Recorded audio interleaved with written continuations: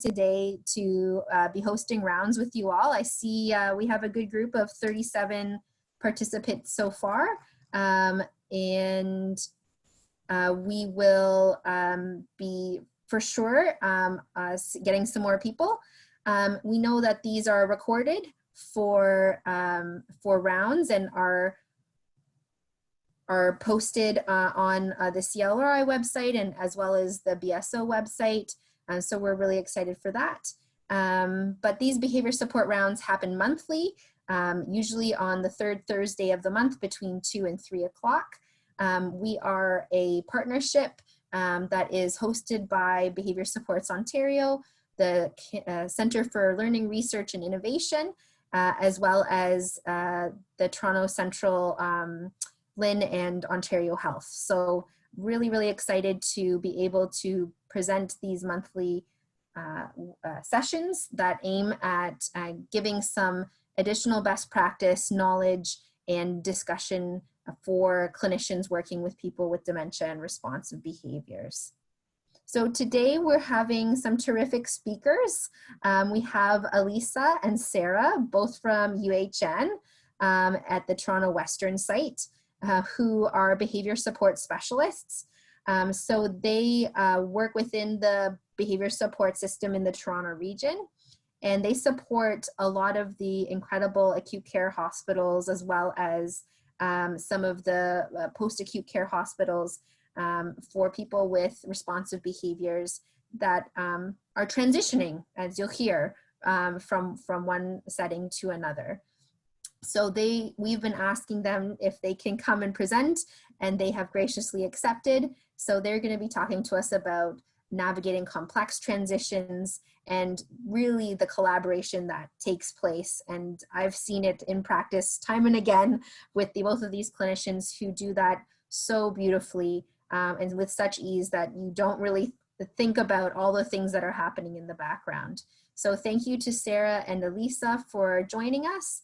At the end, we're going to have some time for questions and comments. So feel free to use the chat box at the side, that chat feature, to put in some questions, and we can read them out at the end and discuss some of that together. In addition, there will be some questions that we'd like you to fill out at the end for evaluation purposes, and you can get a certificate of attendance through filling out that evaluation. So just encourage everyone to take the time to do that. Without further ado, I'm going to turn it over to Alisa and Sara. Thank you so much, Jordan, and thanks to the BSO for extending their invite to both Sara and myself today. So as you, I guess, know, we will be your presenters for today's presentation. The title of this presentation we thought about, and we decided to go with Navigating Complex Transitions, Intersystem Collaboration in Practice. How we plan to do that is by first giving you a quick introduction into the BSS program, and then talking about a system overview, the impact and the evolution of the healthcare system, what does it mean to practice in a COVID reality, and then talk about what that actually looks like in via our case studies. And then lastly, conclude today's session with a quick 15-minute discussion session as well as a Q&A. As Jordan mentioned, we will ask to please hold your questions until the end of the session, and you're also welcome to type them into the chat box. I will let Sara sort of explain our program. Good afternoon, everybody. I'm Sara. I'm just going to give you a little bit of an overview of the program itself. So we started back in 2012 as a pilot project, and we began as a project just to augment the existing geriatric mental health outreach team that was already practicing in long-term care. Since that time, our program has really grown and evolved, and we're now primarily based in the hospitals throughout the TC Lynn rather than in long-term care, which is where we began. We're a tiny little program. It's just myself and Alisa. We're also supported by wonderful admin staff and our lovely manager as well. So our goals really are to reduce ALC days and to facilitate effective transitions for individuals with current or past responsive behaviors.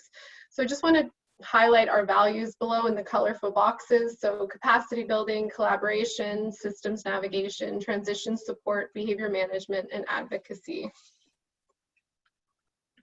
So I'll just briefly go over our eligibility criteria. So individuals need to be 40 years of age or older. We have seen people younger, but that's done by exception on a case-by-case basis. We see a range of diagnoses from dementia to mental illness, mood disorders, problematic substance use, developmental or intellectual disabilities, mental health symptoms secondary to an organic condition. So all of the brain injury folks. You need to be ALC or high risk of being ALC, which is alternate level of care, presenting with past or current responsive behaviors that are a barrier to your transition or discharge. And then behaviors that we commonly see are physically and verbally responsive behaviors, self-injurious behaviors, chronic impulsivity, resistance to care, including physically responsive behaviors in care. That's a really common one. Frequent wandering or exit seeking, mood changes, hoarding and rummaging, or frequent and inappropriate sexual behaviors. So that's just a brief overview. It's a big city and there's only 2 of us, so we've decided to divide it in half, east and west, on university. So I look after the west end and Alisa looks after the east. Yeah, perfect. And we kind of wanted to give you another overview of what our transition timeline looks like, or what the ideal transition would look like in the BSS eyes. So we would start with an admission. This client is admitted to hospital and obviously needs to be treated for whatever medical condition they were admitted for. At this time, we do expect that delirium is also ruled out. If the client, or when the client is deemed ALC or is at risk for becoming ALC, however, there's a history of responsive behaviors that are present that could potentially be a barrier to their disposition, that is when we would love for a BSS referral to come our way so that we can get involved as soon as possible. Once the BSS referral comes, we're able to review it and determine whether this client is appropriate for our services.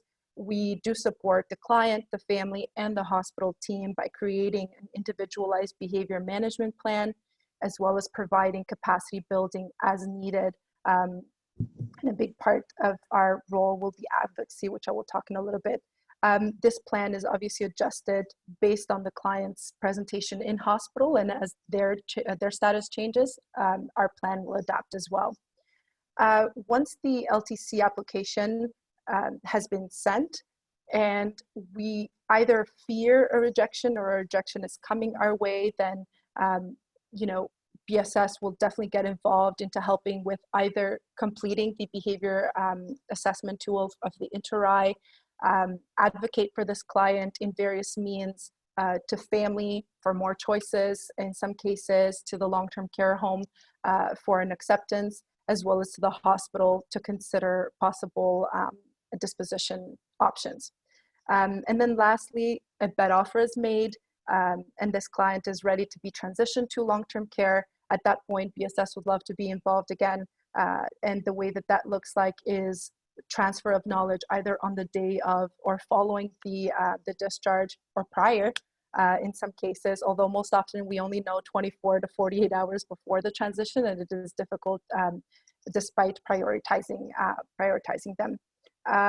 As well as something that's not included in the slide, and it's a very important piece that we will touch upon later later on in this presentation, is discussing with the teams who else needs to be involved, because their behavior management doesn't stop with us. Of course, it's a collaboration with all the partners available, and Sara will mention that later. We wanted to kind of explain or give you a little bit of a statistics as to why our role and other outreach teams are important. And, Ontario has the highest ALC rates. I'm not sure if I skipped a slide here. Ontario is experiencing an unprecedented surge in seniors who require assistance with all levels of ADLs, who are living with dementia or other mental health disorders, as well as who need 24-hour care and perhaps a hospital or home is not a suitable or a safe environment for them to continue to live in. In 2016, the Canadian senior population made up 16.9% of the total population of Canada. 2.2% of that were individuals of 85 and older. This is an increase of 20% from 2011, and is expected to increase by another 20% by 2024. Something that really shocked me when reading these numbers was that by 2041, it is projected that 25% of Ontario's population will be 65 years or older. And this is almost doubling what the number of seniors was in 2016, which was 3 million. The OLTCA, in their 2019 This is Long-Term Care report, reported that 90% of seniors living in long-term care today have some form of cognitive impairment, and 64% of all the seniors living in long-term care have a formal diagnosis of dementia. That doesn't mean that other diagnosis or population with other diagnosis does not display responsive behaviors, and I have listed some of them here, including brain injury, mental illnesses, developmental and intellectual disability, as well as addictions. Ontario continues to have the highest ALC rates in Canada.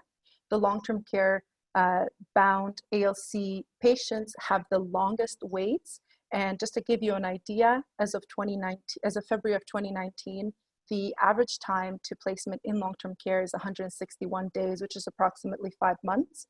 The wait list for long stay beds, as of, once again, February 2019, is 34,834 individuals that are waiting to be placed into a long-term care bed. The Ontario government has announced its commitment to create 15,000 new long-term care beds over the next 5 years. We're not sure what that's going to look like or where these beds are going to be or come from. And this is in addition to their plan to redevelop the 35,000 long-term care beds of the city homes over the next 10 to 15 years. And this is all an effort to address what is referred to as hallway healthcare or revolving door healthcare, and move patients into more appropriate settings. If you haven't had the chance to visit this website, I highly recommend it. It is quite interactive and very informative, yourhealthsystem.kihai.ca. It might give you either in brief or in-depth description, and you're able to see where the facility that you work for, how they're doing as far as the standards, the KIHI standards, as well as how do they compare with other facilities either in your city, in the province, and also in Canada. So this is just a nice website to visit. So I just wanted to talk a little bit about the system evolution that I've seen in my time with BSS. Just over 3 years ago, I gave a very similar presentation to this group about navigating complex transitions, but while I was revisiting that old presentation, I really was aware of how far we've come since then. The long-term care homes now each have a designated behavior support lead, which is something that was finalized only recently. And also the hospital and long-term care home teams have built internal capacity, and they're now able to manage kind of the less complex cases. Whereas before we would sort of see like cases that were less complex all the way up to the highly complex, and now Alisa and I are really only seeing the highly complex cases. So to me, that indicates that we're doing well. There's also been opening of the reintegration units and the ALC units. They've been introduced, and that's reduced some of the burden on the acute care sector as well. And also we've seen these new innovations. Many programs have expanded their service offerings and are now supporting the acute care sector, whereas before they weren't. So that's been really great. So I'm just going to show you this chart. Alisa, could you switch the slide? Thanks. She's in charge of the slides. She's the tech one out of the two of us. So this is a beautiful little graph that Alisa made, just showing the partners that we typically work with. It's certainly not exhaustive, so I apologize if you don't see yourself here. You're certainly a valued partner of ours, but this is just the partners that we work with most frequently. And the best part of our job really is that we do get to work with so many talented individuals across the system. So that's one of the things that we really value, is our collaboration with all of these wonderful teams. So in acute care, there are a number of services that are supporting acute care, and we're really proud to be a part of that collaborative effort. In 2017, the LOFT BSTR team joined us in acute care, and they now serve 6 of the hospitals. So we continue to serve all the hospitals in the LHIN, but certainly we're focused less on those 6, and we focus more on kind of the UHN system, CAMH, Providence, and Runnymede sites. And we also serve the Sunnybrook RCC site. The BSO outreach team continues to serve the CAS units as well. We also work with the PRC team in acute care, which is kind of one of the newer service offerings in acute care. So we've been lucky to work with them. And we also work really closely with the community BSOT team, the CBSOT team, to do transitions to the community as well. So I'm not going to spend a ton of time on this, but because this is so relevant to all of us right now, we're working in this new COVID reality. And I would say, like, the COVID crisis has really highlighted a lot of the things that we who have worked in long-term care have known for a really long time, that things aren't great there, and they certainly need some more services in that sector. So I'm hoping that this will create change. When the pandemic first hit, there was a lot of movement out of acute care to make room for what we thought was coming to us. However, we were really successful in flattening the curve, and long-term care sector was hit the hardest. Currently, many BSO teams, partners, and services are now working virtually. And this has led to some new challenges, but it's also really led to these wonderful opportunities for collaboration and creative problem solving. So we've seen that across the sector, and people are using tech in a new way, which has been really interesting to see. I also want to just mention that certainly we're all working with additional responsibilities, stressors, and caregiving responsibilities, and we're all at a higher risk for burnout. So I just wanted to acknowledge that. Things are slowly returning to what we're calling a new normal. Alisa and I have certainly seen that in our program, where there were a number of things that were kind of on hold while we managed the crisis, and things are kind of slowly coming back to what we anticipate to be our new normal. There are certainly many unknowns ahead, particularly in relation to a second wave, vaccine readiness, and availability. So I just wanted to touch on that only briefly. So we're going to move into the next part of the presentation, which is the case study. So hopefully this will give you a really good idea of how our services work in practice. We're presenting 3 case studies, and they're each quite different. So it should give you a good breadth of what we do. The first one is a pretty typical BSS case, I would say. It's a 64-year-old male with a lot of comorbidities. So he has COPD, hepatitis C, alcohol, and hepatitis C related cirrhosis, polysubstance use, smoking, seizure disorder secondary to a TBI, ADHD, upper gastrointestinal bleeds, gastritis, cellulitis, recurrent UTIs, left hip abscess. He's hearing impaired, he's blind in his right eye, and has poor vision in his left. He is primarily bedbound, and he's dependent for all ADLs. Despite all this, his behavioral presentation is quite mild. He was found to really have just kind of calling out behaviors related to his inability to really learn how to use the call bell. So he was using these calling out behaviors to have his basic needs met, and this would occur throughout the day. Also with this gentleman, when he didn't have a good established rapport with his caregiver, he would kind of engage in name-calling behaviors, including racialized slurs. And again, if he didn't have a nice rapport established, he could be physically defensive during care.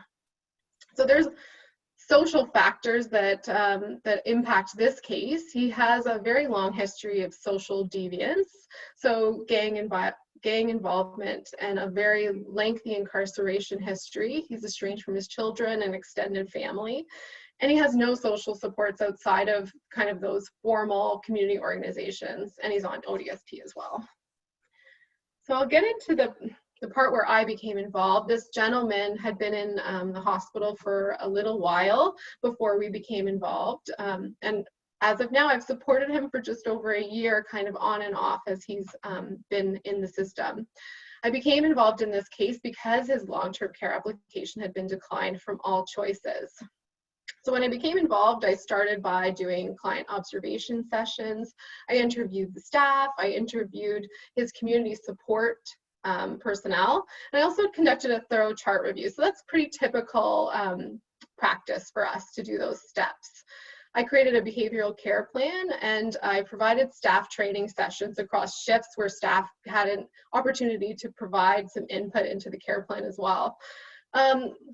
However, the care plan implementation and the success of the actual care plan were challenged because, in part, because of this client's use of the racial slurs. There was some of his caregivers really did not want to work with him after being the subject of this behavior. So part of my intervention really included doing these staff education sessions to provide training on the care plan, yes, but also the interplay between the client's diagnoses and his behavioral presentation to try to provide some context around that. Due to the complexity of this client's social history, the lengthy incarceration, the polysubstance use, a lot of my focus was really on systems level advocacy and really focusing on destigmatizing his social history. I worked really closely with the LIN care coordinator in the hospital, which is something we do commonly to update the behavioral and ensure that there was kind of consistency across documentation. I created an advocacy letter to gain acceptance into long-term care, and I also invited the teams from the long-term care homes to come to the hospital to meet the client to see for themselves that the information that we had shared was indeed accurate. The client was accepted to long-term care, and he kind of had a period of stabilization while he waited for placement. Then COVID hit, and he was transitioned out of acute care to an ALC unit in a post-acute center. I provided transition support at that time, and I also was fortunate to work with the consultation liaison clinical nurse specialist and the PRC to support this new ALC unit and team. Unfortunately, that unit closed, and the client was transitioned again to another ALC unit with BSS support. So he stayed in this unit for a little while, and then he received a bed offer, and he's moved into long-term care. So he's doing really well there, and this transition was supported by the long-term care home, the lead there, and also we had the long-term care BSOT team support this transition as well. So it went really well, and he's doing well so far. Yeah, that's a wonderful example. And I mean, in thinking of case studies to use for this presentation, we really wanted to choose the ones that we were the most proud of and the ones that were sort of the smoothest of all, because that is kind of wishful thinking and what we hope for all of our transitions to look like. My case study is also something, one that is very dear to me. I'm trying to switch the slide. Okay, so my patient was a 60-year-old male, English-speaking, diagnosed with major neurocognitive disorder and behavioral disturbances. This was superimposed on a baseline of moderate intellectual disability, a diagnosis which he received in 2018 following a 2-year period at ChemH GAU, or a CASPED program here in Toronto Central LIN. In addition to the intellectual or developmental disability, client experienced several UTIs and recent delirium, short attention span, as well as other comorbidities. What did he present like? Behaviorally, verbally, and physically responsive, and this was the reason for his admission to hospital. That looked like repetitive questioning, shouting, raising fists. He was fixated with the timing of the meals as well as the tasks. A little bit of hoarding items on his walker. He ambulated via walker, easily frustrated when presented with too many choices, and therefore a lot of training around how to respond to his repetitive questioning. bizarre behaviors such as eating too fast, which led to vomiting his meal and then consuming his own emesis. He was territorial when it came to the walker and would become very physically aggressive if anybody touched his belongings, as well as anxious and a short attention span, which led to irritability and increased frustration. Social factors, there was no social support present, no history of smoking, alcohol, or substance misuse or abuse. This client identified with the Jewish religion, however, is non-practicing. He grew up with his mother, who passed away circa 30 years ago. Most of his life was quite a mystery to myself and the team, and we truly wondered as to how he was able to cope in community for so long without any social supports aside from receiving welfare and receiving his meals from a soup kitchen. Otherwise, he was not connected to any community supports whatsoever until he came, or I would say until a few months before he arrived to hospital. The barriers that we identified for this transition, as you can see, were a few, and I think I didn't mention all of them here because we did have a lot of fears around this transition, starting with the complicated and lengthy RIE behavior assessment, which obviously required a full care plan adaptation and implementation for the long-term care home. We expected poor knowledge and understanding of the developmental disability diagnosis and its presentation in seniors for the long-term care staff and team, you know, with a little bit of stigmatization as to what that diagnosis meant. And obviously this required a lot of capacity building and on-site person-centered education for the long-term care staff. Significant change in environment for this individual, which this is something that we anticipate for most of our clients. However, based on his comorbidities and main diagnosis, we anticipated an escalation in responsive behaviors once transitioned to the long-term care. And we needed to figure out a plan as to how to reduce those triggers as much as possible. Significant change in routine and schedule, even just to the point of you know, the meal times being 15 or 30 minutes later, scheduled later than what they were in hospital, because he was so fixated with the timing and the schedule around meals, care, etc. The biggest fear was the ECT appointments. This client required weekly ECT appointments, and as per the hospital team, if anything went wrong and he missed this ECT appointments, we really expected a decline and an increase in responsive behaviors. So it was very important that the entire team, not just the frontline staff, was on board. They understood the plan and they understood the schedule and the restrictions around these appointments.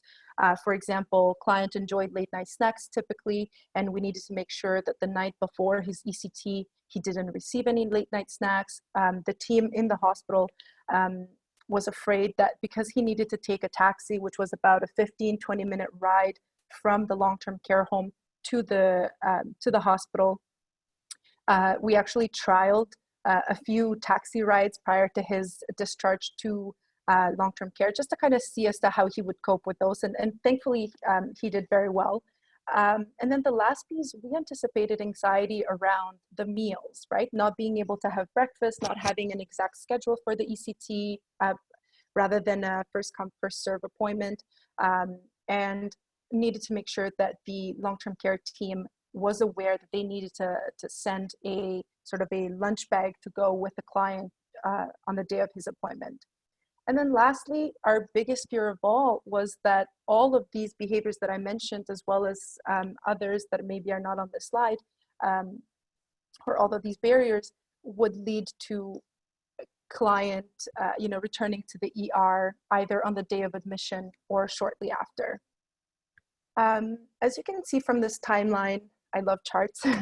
As you can see from this timeline, I was only involved with this client for a 10-day period, which is not typical for our service. However, in this case, I didn't need to do any behavior management. I was simply adapting the plan that the hospital, which was a wonderful plan, the hospital had already created for this client, and make that appropriate for a long-term care environment, as well as help make the connection during that transition time. So transfer of knowledge on the day of, etc. So as you can see, on Wednesday, I received a referral for this client, and I was given a heads up by the GMOT clinician involved that would have been involved with this client in long-term care. Made that a priority. The next day, went in and did the usual typical things that Sara mentioned earlier, which was a complete full chart review to understand this client's hospital journey, observe the client in his daily routine.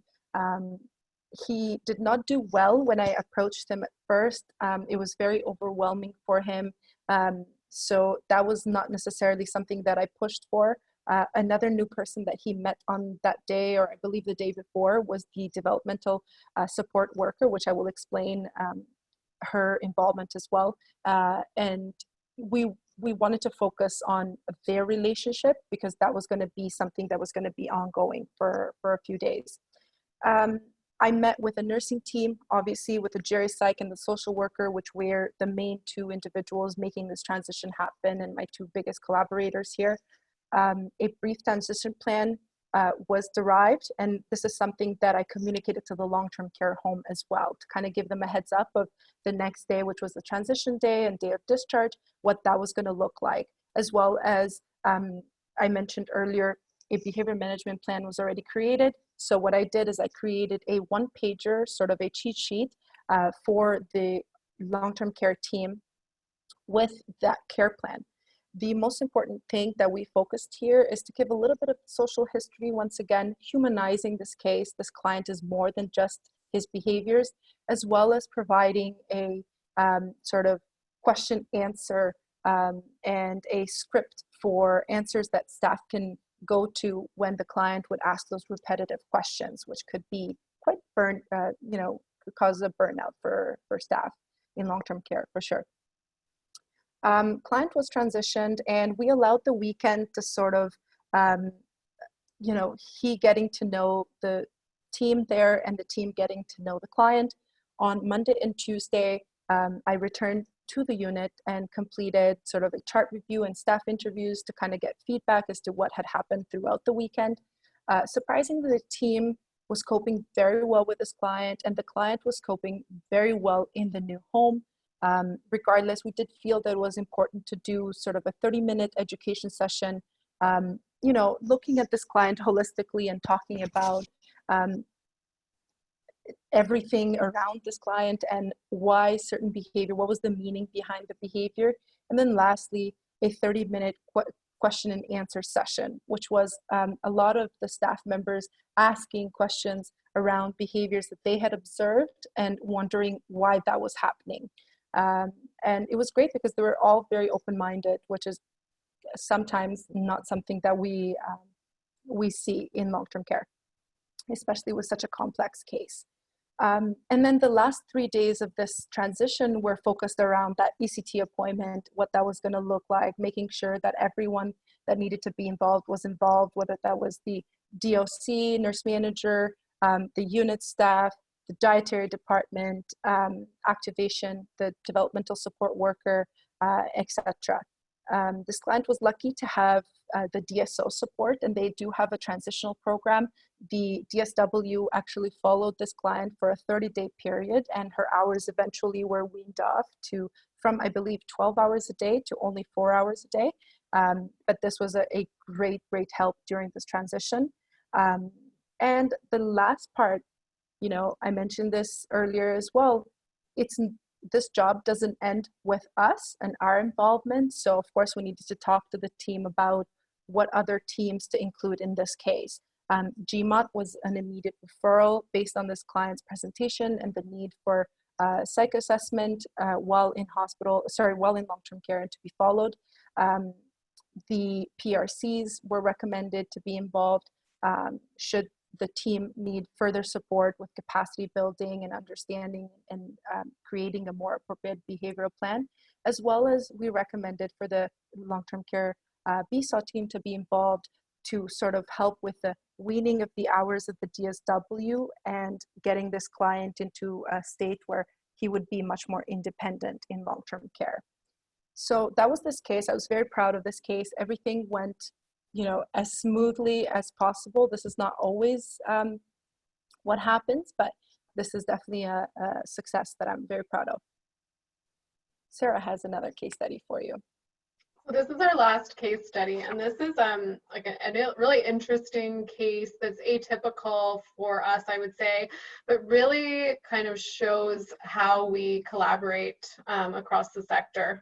And I wouldn't say this is a case that was obviously successful, because there was a lot of bumps on the road with this individual. So this is a woman who is 76 years old, and she has dementia and BPSD. So kind of like the classic dementia presentation.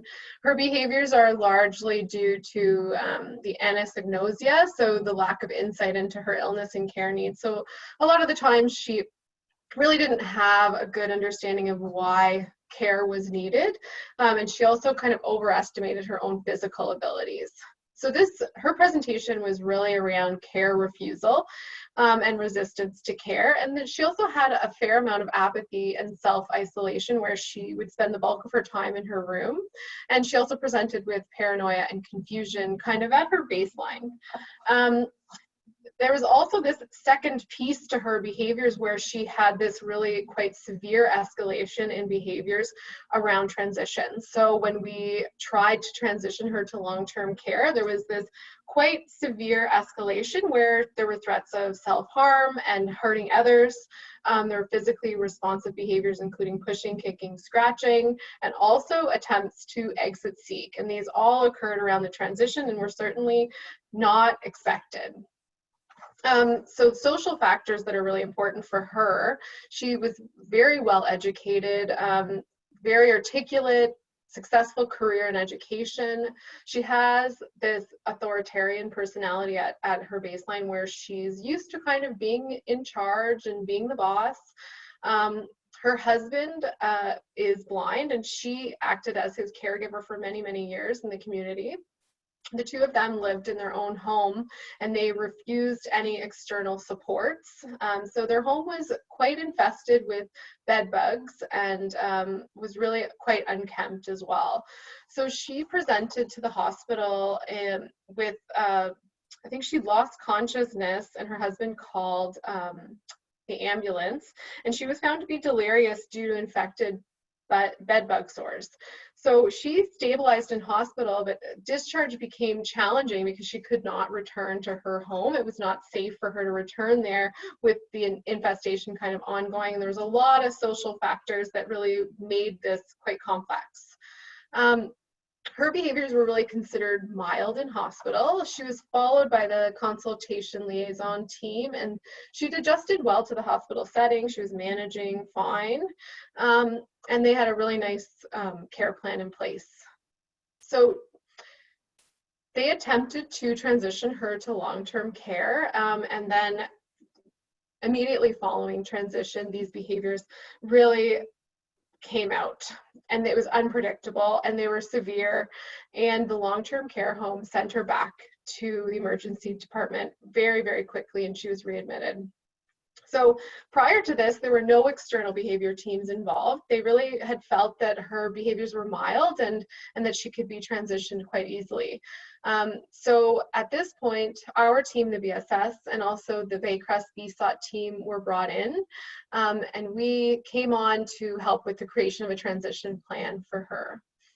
We also learned at this time that she had provided education sessions in long-term care during her career as an educator. And as a result of that experience, she really had this strong bias against long-term care placement and a lot of fear around that. And she also, again, lacked that insight. So she really felt that she could go home, and that was the best place for her. So the plan at this point was to transition her back to that same long-term care home, but this time we were going to have a great plan, have in-person supports from the hospital, a nurse that knew her, and we were also going to have the BSOT PSW there as well. So that seemed like a lovely plan. So at this point, the BSS and BSOT, we each completed our separate assessments as we do, and then we all came together as a big group. So the hospital team, the long-term care home, the LIN were there as well, and we created this lovely transition plan. So one of my jobs throughout all of this was to draft the plan. So this plan included the client history, her admission history, her disease progression, social history, and also the behavioral profile. So also kind of her baseline behaviors and then the escalation behaviors that we saw around the transition. And part of this included a script for the care teams and family. So everybody was sort of on the same page, same messaging leading up to and following transition. The transition plan also outlined the roles and responsibilities of all of the teams leading up to the transition, day of, there was step-by-step, and then following the transition. So this, we felt that we had a pretty good plan in place. But despite our best efforts, the transition failed for a second time. It was more successful than the first time in that she remained in the home for a longer period. She made it out of the waiting room and up into her room, which was successful. But ultimately it failed when the nurse that had accompanied her from the hospital went home after her shift ended. She stayed, I think, into the evening. The client appeared to be settled, things looked good, so she went home. And that's when everything fell apart again. There were fewer staff at the long-term care home that knew her, and she had these escalation in behaviors again, and she ended up back in the ED, unfortunately. And I think what we learned is really that we overestimated what we could do by planning, and we really also underestimated what could be managed in that long-term care environment. So we reconvened as a group. We also took a look at other long-term care facilities because we tried the same home twice, and we thought maybe it's just this particular home that's triggering for her. However, ultimately we determined that because her behaviors were so severe, we would seek placement in a TBSU where we knew that they could handle the escalations in her behavior. I think I'm frozen. Anyway, now you get to see a lovely frozen face of me, but I'll keep talking.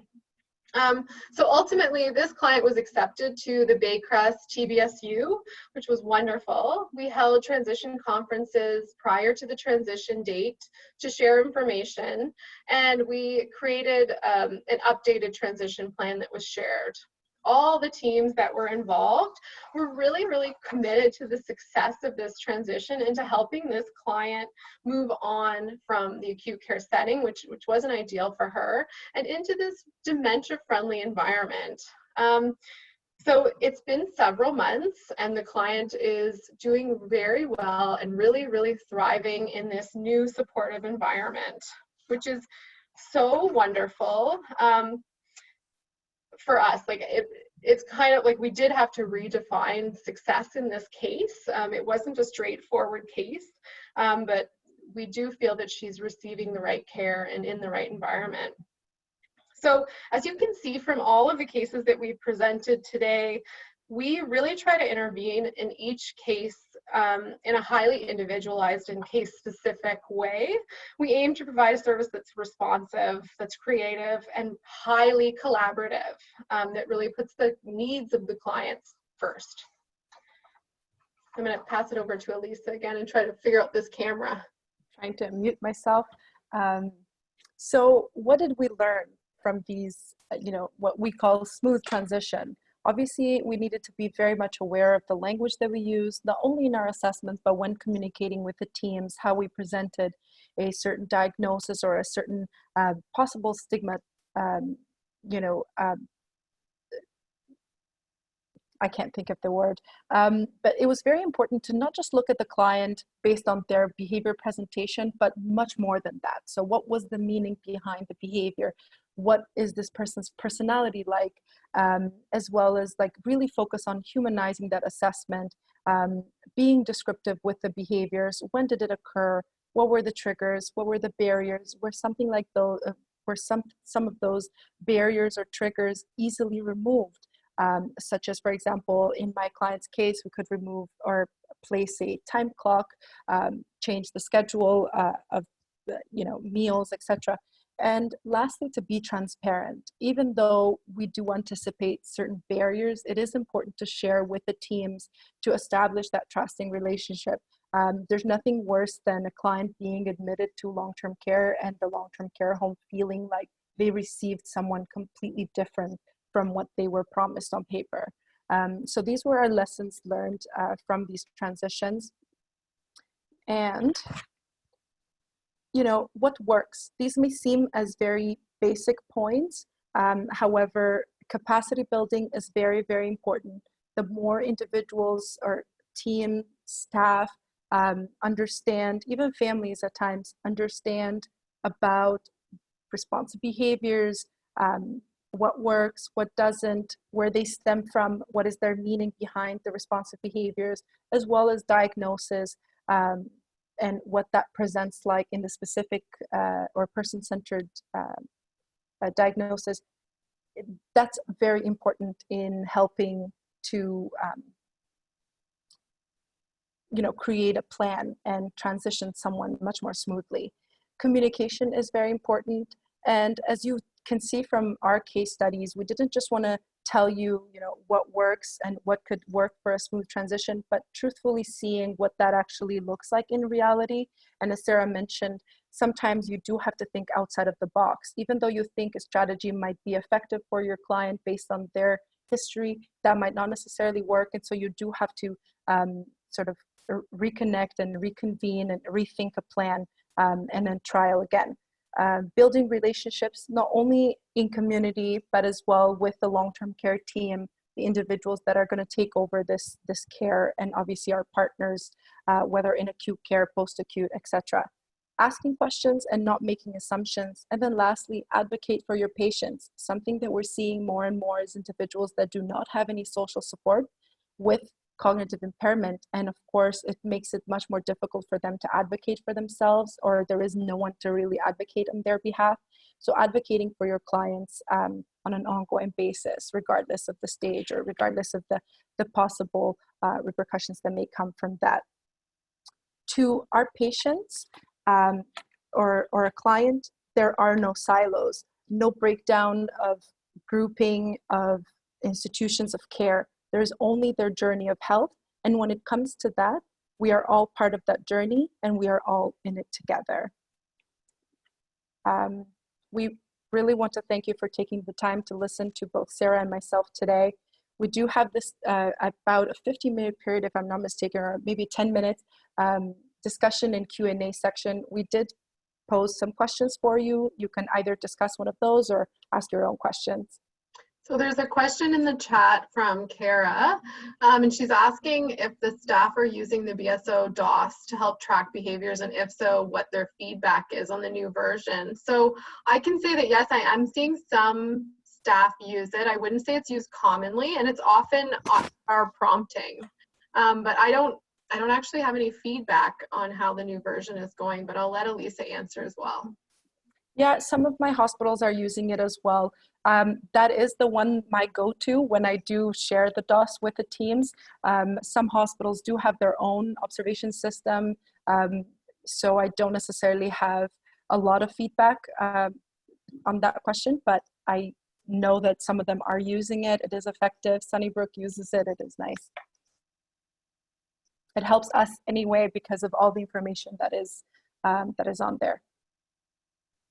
And Olga has asked if we'll share our slides, and I imagine we will. Yeah, we can do that. Yeah. Any other questions or any comments on the discussion points that? Oops.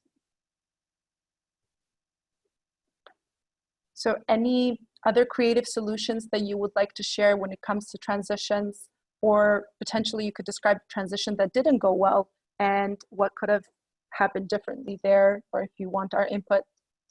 I think there's another question or comment. Yep, Stacy has said that the slides and the recording will be on the site, the BSO website. Perfect. I know it's kind of this is our first, well, my first training session that I've done in a virtual way. I've attended them, but it's a different way of communicating. It's hard when you can't see everyone's faces. I find you don't get that feedback, but I definitely share that that feeling. Yeah. I'm kind of nervous. I typically like to feed off of my audience, and here is just myself and a little screen and names. So we appreciate everybody attending. I know it's probably harder as somebody who's in the audience as well to pay attention. Yeah, so thank you. So And we then, have some great comments here. Olga's asking, how many patients do you see? so that varies. Yeah, it does depend on the referrals. Technically, right now, we do not have a waiting list. So it's not necessarily first come, first serve, although we do tend to respond to everybody within 24-hour period. But on average, it could be anywhere between a couple to, a few a week. And as you can imagine, these transitions have become much more complex. Sara mentioned that one of her clients, she was with this client for over a 1-year period. And sometimes they can be very quick, 2-3 days, 10 days, 2 weeks. And other times it's just an ongoing process.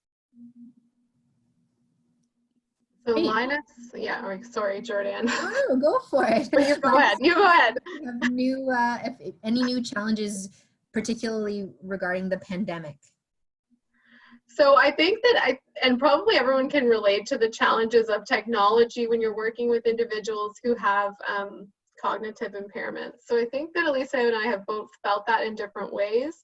That, yeah, there are challenges to that. I think it's not the same as in person. Absolutely. Starting from technology or failing technology, needing to download apps, getting permission, etc. Some staff have difficulty even just, and the directions, right? Do we use Teams? Do we use Zoom? Are they safe? Or do we go with OTN?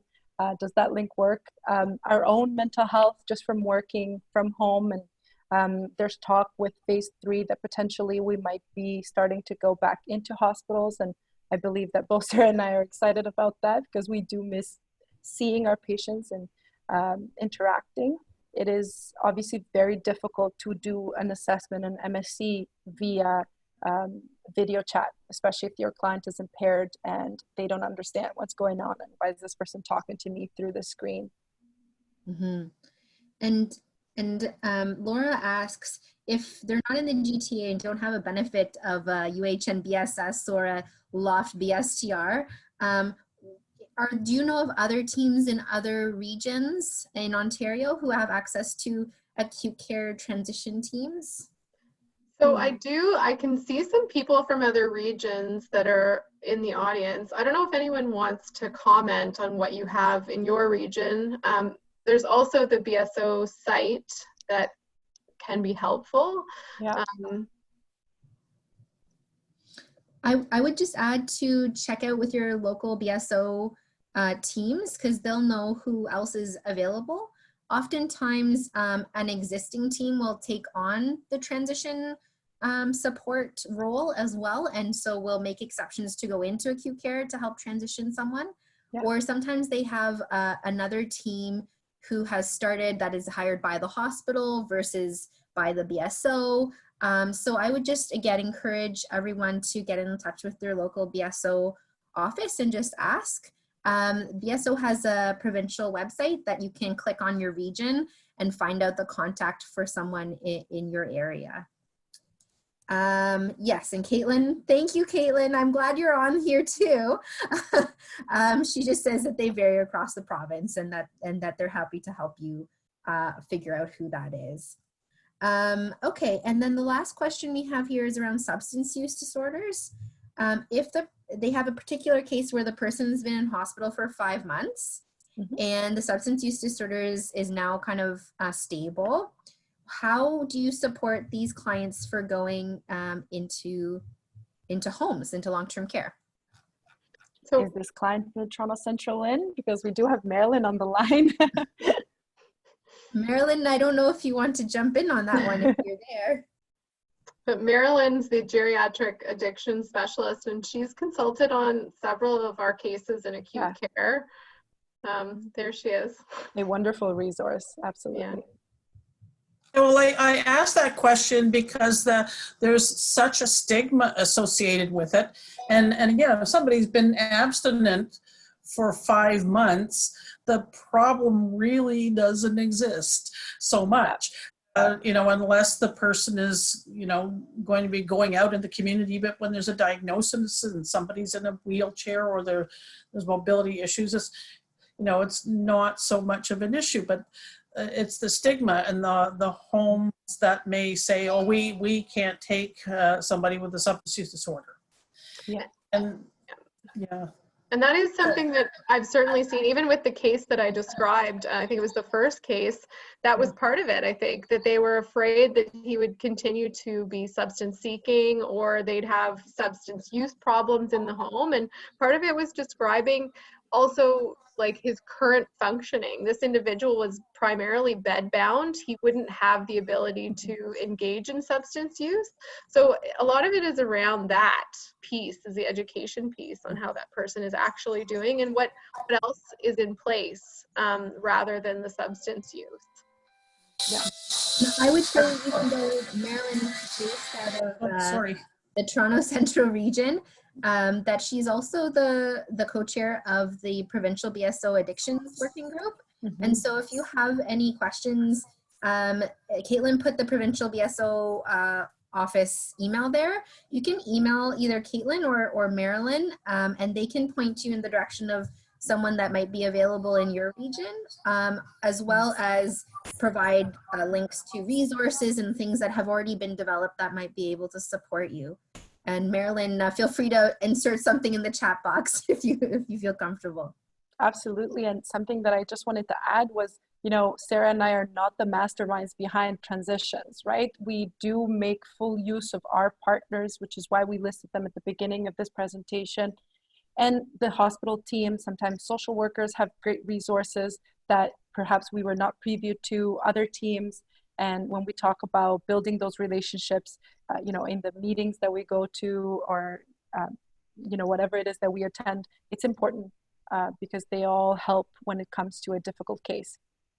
There's also guiding documents for transitions as well that we certainly reference.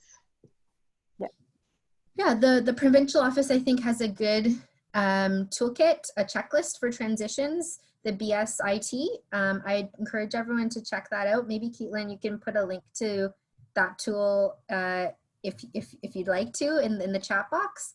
And there are a number of other ones, like from OHA and I'm thinking H2O. of H2O. Yeah, there's a few. So thank you. I just want to thank Alisa and Sara so much. Everyone should see a poll coming up on their screen right now. We hope you take some time to complete it. But thank you again to Sara and Alisa for sharing your incredible expertise you've built over many years now. And we will be able to share this recording with the slides to this group. You can also email us and request them if you have any questions. Thank you to you, Jordan, and to the BSO for having us, and to everyone for joining and listening. Great. Take care, All everyone. right, so take care, everyone. Hope you have a lovely rest of your summer. We're gonna reconvene next month in August for our next session, which will be focused on sleep disorders. So very excited and hoping everyone can come to see our clinician, Kara McAnuel, and one of our wonderful geriatric psychiatrists, Chris Katamura, to talk about sleep disorders and dementia. Take care, everyone. Bring your Bye. daughter, Stay safe. Bye-bye. Bye.